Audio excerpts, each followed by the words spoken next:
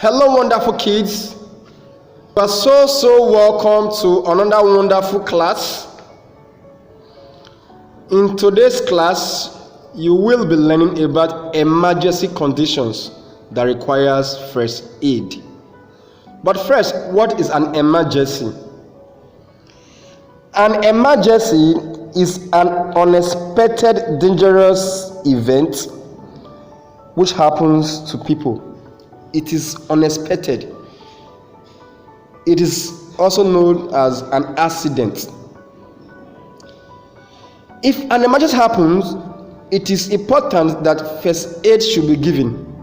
First aid is the first treatment given to an injured person or a sick person before he or she is taken to the hospital to see a doctor. The materials that are needed to carry out first aid treatment are found in a first aid box, and these are some of the materials. As you can see, these are some of them. Now let's look at some of the examples of emergency conditions that requires first aid treatment. First of all, we have bleeding. Bleeding simply means when the blood vessels are damaged, and this causes blood to gush out. The arteries, the veins, and the capillaries are the blood vessels. When they are damaged, blood rushes out of the skin. This is called bleeding. Then number two, we have dislocation. Dislocation is when bones shift at a joint. When the bones are supposed to meet at a joint, but when they shift from each other, it's called dislocation. Then we have fainting. Fainting simply means when someone loses consciousness and the person becomes unconscious. So this is called fainting. Then we have drowning. Drowning is inability for someone to breathe in water, and if you cannot swim, you drown. Burns is caused by hot objects. It can be caused by fire, open fire. So burns can be caused by fire. Burns can also be caused by hot objects, like your pressing iron or a hot cover of pots can cause burns. Then we have scarred. Scarred is a type of burn caused by hot liquid like water or oil. Next, we have bites and stings. These are caused by animals. We have scorpion stings. The scorpion stings is very dangerous. Then we have the bee stings. Bee stings are also very dangerous. Then we have snake bites. Snake bite is very deadly. Then we have dog bites. As friendly as dogs are, they could also be very dangerous when they bite someone. Let's listen to the next one. If a person breaks their ankle and the bones no longer line up with each other, a doctor may need to perform a surgical procedure to reposition and secure the bones. The ankle is the joint that connects the leg and the foot. The ankle joint includes the two lower leg bones, called the tibia and the fibula, and the ankle bone, called the talus. Together, the ends of the tibia and fibula create a mortise or slot for the talus, which forms the bottom of the ankle joint. Tissues, called ligaments and tendons, support the ankle bones. Ligaments attach bones to bones, and tendons attach muscles to bones. The ankle joint allows the foot to move up and down. Ankle injuries usually happen during athletic activities, falls, or car accidents. The most common type of ankle fracture occurs when the foot turns inward and the ankle rotates outward. If the fracture is stable, the pieces of bone still line up in their normal position.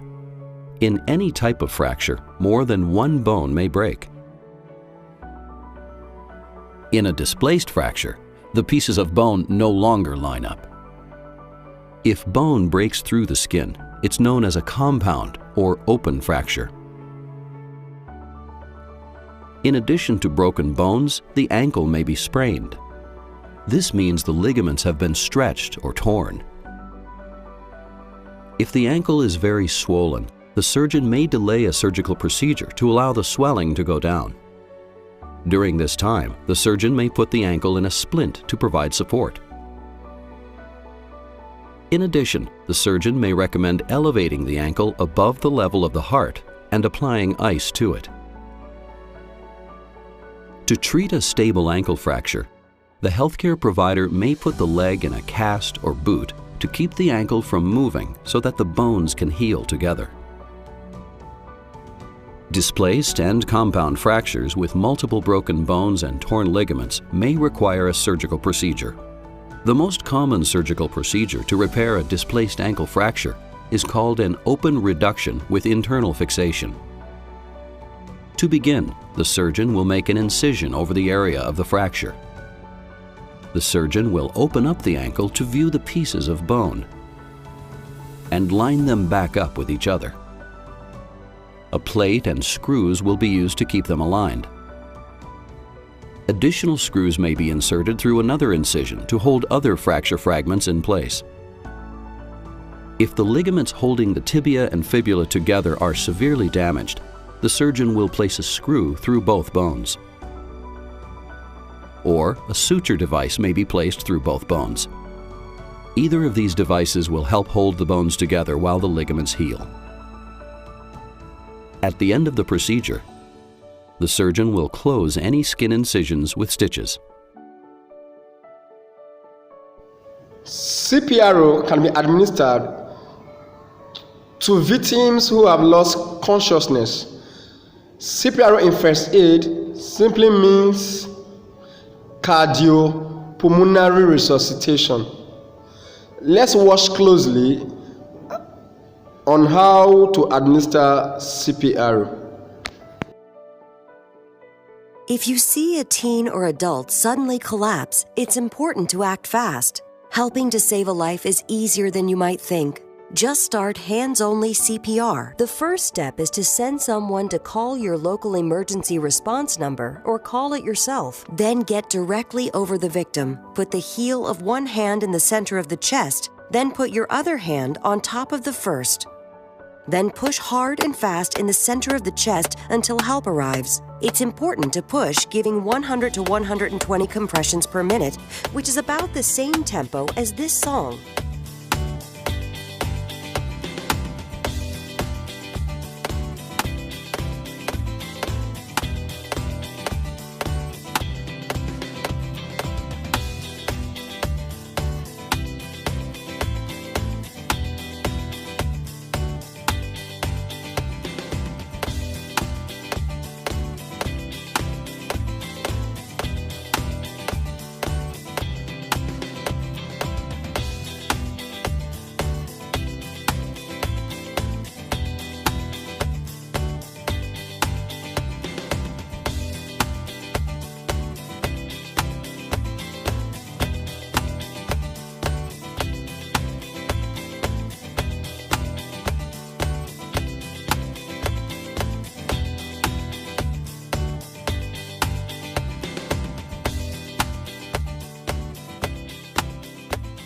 Let's hope you never have to use hands-only CPR. But if you see a teen or adult suddenly collapse, don't be afraid to try it. Remember, call your local emergency number, then push hard and fast in the center of the chest until help arrives. Your actions can help save a life.